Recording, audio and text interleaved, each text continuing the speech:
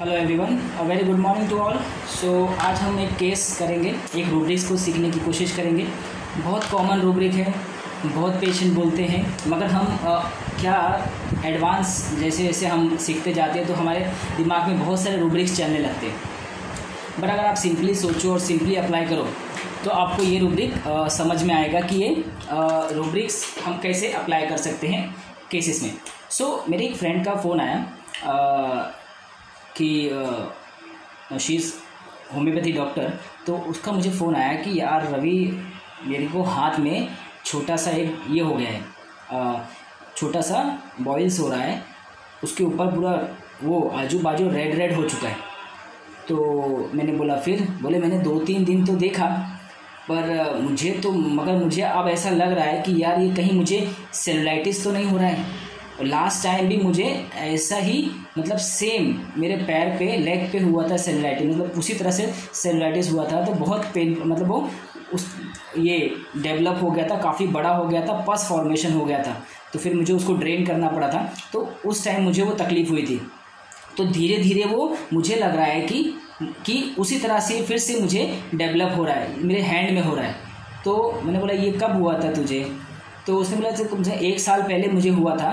तो मुझे लग रहा है कि मेरे हाथ में उसी तरह से सेम उसी तरह से कहीं वापस से वैसा ना हो जाए, फिर से उसी तरह की तकलीफ़ मुझे लग रहा है कि सेलुलाइटिस डेवलप हो रहा है। तो मैंने बोला फिर क्या लग रहा है इसको लेके? मुझे क्या लग रहा है, मतलब मुझे डर लग रहा है कि कहीं वापस से वैसा ना हो जाए जैसा पहले हुआ था सेलुलाइटिस। फिर से उसमें पस फॉर्मेशन होगा, फिर उतना ये स्वेलिंग आ जाएगा, फिर उतना ड्रेन आउट करना पड़ेगा। तो वो जो है वो मुझे मतलब नहीं चाहिए। मुझे वैसा मतलब पहले सेलुलाइटिस जैसा ना हो, इसके लिए तू फटाफट दवा दे दे मुझको ताकि मैं ठीक हो जाऊं।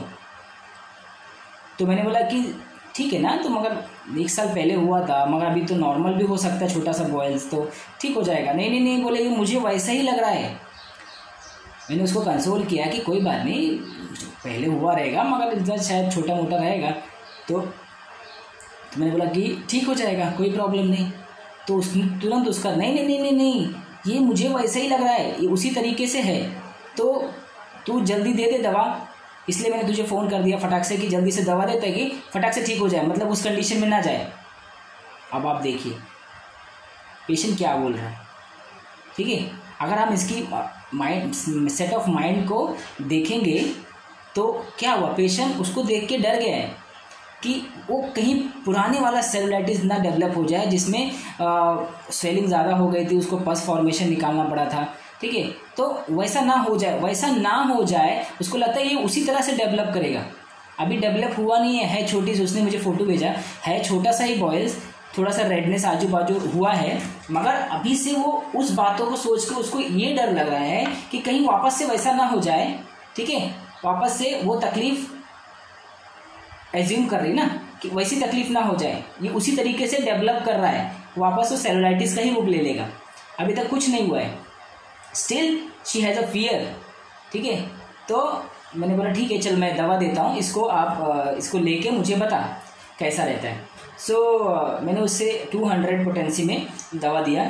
तो मैंने बोला कि 200 ले लेना, बट उसके पास 200 अवेलेबल नहीं था एट प्रेजेंट, वो घर पे थी। तो उसने 30 का, मैंने बोला फिर 30 आप पानी में डाल के उसको एवरी 100 ml वाटर में 1 गोली डाल के डिज़ोल्व करके उसको 4 स्ट्रोक देना है।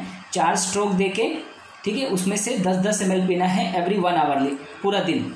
तो उसने पूरा दिन 1 आवर ले लिया। तो नेक्स्ट डे जो पेन ज़्यादा कर रहा था वो पेन सबसाइड हो गया। 2 डेज़ में जो उसका पस फॉर्मेशन वो ऑटोमेटिकली ड्रेन आउट हो गया, वो ठीक हो गया पूरा 2 डेज़ में वो क्लियर हो गया। 30 पोटेंसी से वो ठीक हो गई। अब आप देखेंगे ये केस में कि पेशेंट क्या कर रहा है, पहले जो तकलीफ हुआ था उसको इससे लिंक करके वो क्या बोल, अभी तक वो डेवलप हुआ नहीं है, छोटा सा है, मगर मन में वो डर है कि कहीं वैसा ना हो जाए, ठीक है। इसलिए मैं फटाफट मुझे फ़ोन किया और कहीं मुझे तू फटाफट दवा दे दे ताकि मैं ठीक हो जाऊँ। तो अभी आप देखोगे ये क्या है, ज़रूरी नहीं है ना कि पहले जो तकलीफ़ हुई हो वापस से वही तकलीफ़ हो जाए और उसी तरह से डेवलप होगा और वैसी पस फॉर्मेशन होगा। मतलब कोई आधार नहीं है बेस पे। अभी छोटा सा बॉयल्स है, नॉर्मल बॉयल्स भी हो सकता है, और मैंने उसमें फ़ोटो देखा तो अभी छोटा सा डेवलपिंग बॉयल्स था, पेनफुल था उसको बहुत, मगर मे और मे नॉट भी, दोनों में चांसेस कम है ना, बट वो पुराना जो हुआ था उसको लेके डर रही है कि वापस से उसी तरीके से हो जाएगा। तो ये क्या है, ये सुपरस्टिशियस है, ठीक है।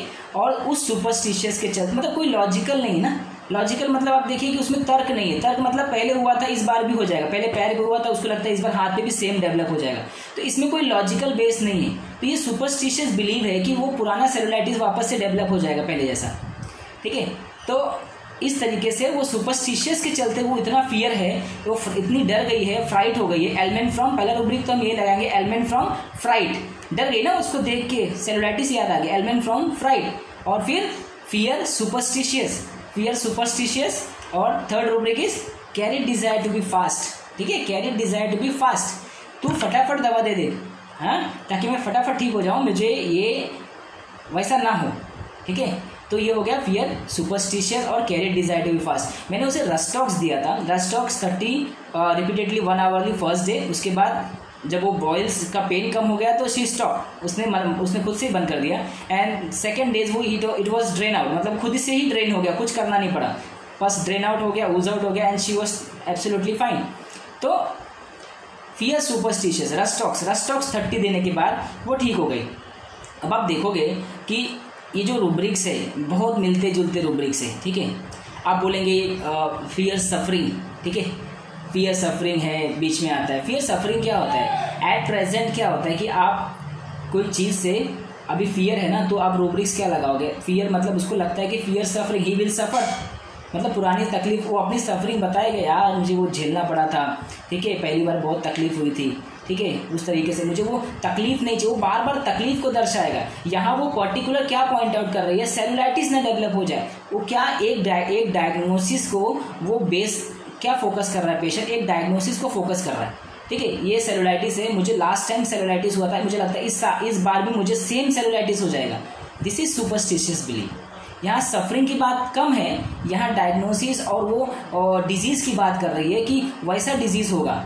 ज़रूरी नहीं है ना कि अगली बार हुआ था इस बार भी उस तरीके से हो जाएगा, समथिंग चेंज होगा, ठीक है। तो अभी कुछ शुरुआत ही हुई है एंड वो इतना डर गई है उसको लेके कि उसको लगता है सेम सेलुलाइटिस हो जाएगा। तो आप उस चीज़ों पे ध्यान दीजिए, डिजीज़ को वो उसको कंपेयर कर रही है उस चीज़ों को जो कि रीजनेबल नहीं है।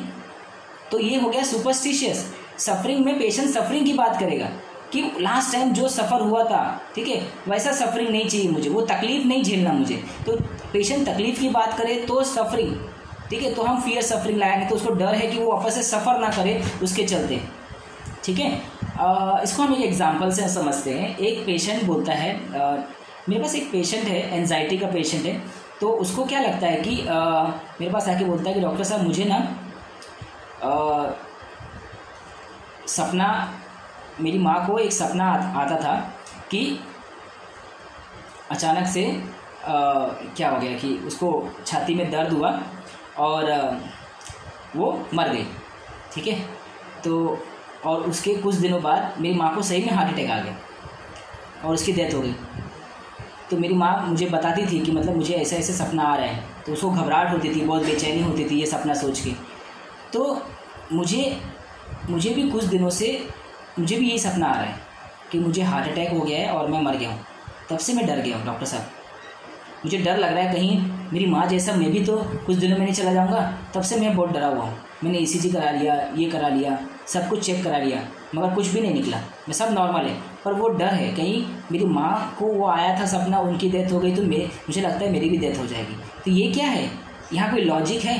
माँ को सपना आया, माँ को डेथ हो गई तो मुझे भी सपना आएगा, मुझे भी डेथ हो जाएगी। तो this is illogical and unreasonable reason है कि पेशेंट जो आपको तरह तरह से आपको सामने आता है और उस अनरीजनेबल बिलीफ के साथ, ठीक है, जो कि तर्क नहीं है उसमें, ठीक है, तर्क नहीं है उसमें, कोई ये नहीं है, संभावना नहीं है, कोई चांसेस नहीं है, और उस तरीके से वो बोलता है तो वो क्या होता है, सुपरस्टिशियस होता है। सुपरस्टिशियस बिलीफ के साथ वो बोल रहा है, ठीक है। तो उसकी माँ को सपना आया था हार्ट अटैक का, उसकी माँ को डेथ हो गया, तो उसको लगता है इसको सपना आया हार्ट अटैक का, इसकी भी डेथ हो जाएगी। This is fear superstitious. उसको मैंने ये रूब्रिक लगा के मैंने उसे रस्टॉक्स 1M दिया था, बिकॉज एंजाइटी ज़्यादा थी एंड उसके बाद उसकी जो एंजाइटी थी वो चली गई थी, ठीक है। तो यहाँ भी ये क्या बोल रही है कि सेलुलाइटिस जो पिछले 1 साल पहले हुआ था, ठीक है, और मुझे लग रहा है कि मुझे इस बार भी सेम सेलुलाइटिस डेवलप हो रहा है।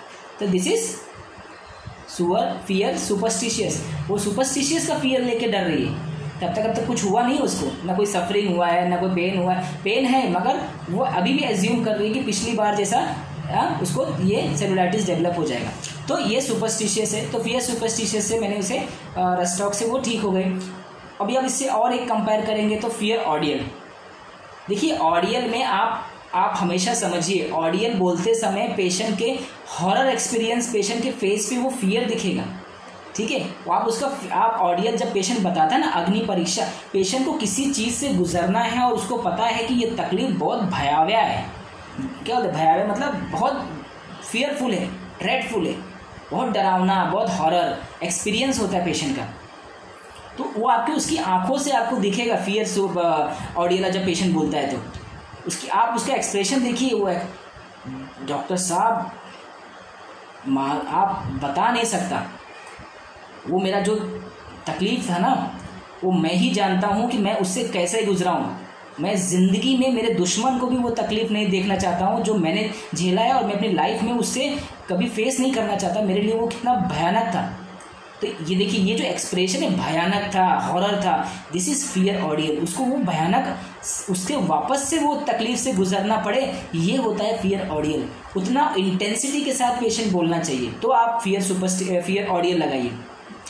फियर सुपरस्टिशियस में आप सिंपली जो लॉजिकल नहीं लगे, आपको लगता है कि यार अभी से डर रहा है, आपको दिमाग में खुद आना चाहिए यार ज़रूरी थोड़ी है पहली बार 1 साल पहले हुआ था तो इस बार भी हो जाएगा। This is illogical. आपको खुद से आपके दिमाग में क्वेश्चन राइज होना चाहिए ना कि पुराना 1 साल पहले हो गया था, अभी पैर में था, हाथ में हो गया, तो अभी से डर रही है, तो ये क्या है? This is superstitious. आप ऐसे सोचिए। सफरिंग में फियर सफरिंग अगर आप इससे कंपेयर करेंगे तो फियर सफरिंग में पेशेंट सफरिंग की बात करेगा, वहाँ उसको डायग्नोसिस से कुछ लेना नहीं। द वे ही सफ़र, उसको सफ़र नहीं करना है। उसको लगता है कि उसकी वजह से मेरा काम रुक गया था, 3-4 दिन में बहुत नहीं जा पाई थी, तो उसका काम वहाँ सफ़र किया था, तो उसको लगता है फिर से मेरा काम रुक जाएगा या फिर मेरा काम में तकलीफ़ होगी मुझे करने में। तो काम का सफरिंग तो बहुत वे में हो सकता है। तो पेशेंट अपनी सफरिंग को विस्तार में बताएगा आपको कि मैं उस सफरिंग से, वो सफरिंग मुझे नहीं चाहिए, वो सफ़र जो था मुझे वो इस तरीके से, इसके चलते मुझे 2-3 दिन काम की छुट्टी लेनी पड़ी थी, मेरा सब काम रुक गया था, घर में बहुत तकलीफ़ हुई थी मेरी वजह से। तो ये सफरिंग की बात पेशेंट आपको बताएगा। तो मैंने अच्छे से आपको डिफ्रेंशिएट कर दिया ऑडियल, सफरिंग और फियर सुपरस्टिशियस। आपको क्लियर, आप सीधा सिंपल वे में आपको अप्लाई करना है कि आपको इजीली पेशेंट इस तरीके से आके बोलते हैं क्लिनिक में। इसे रस्टॉक्स देने के बाद इसका जो तकलीफ था विदिन 2 डेज में अपने आप ड्रेन आउट हो गया और शी इज़ एब्सोल्युटली फाइन। ठीक है। Thank you so much. Next video में फिर से हम ऐसे मज़ेदार केस के साथ, रूब्रिक के साथ मिलेंगे। Thank you so much.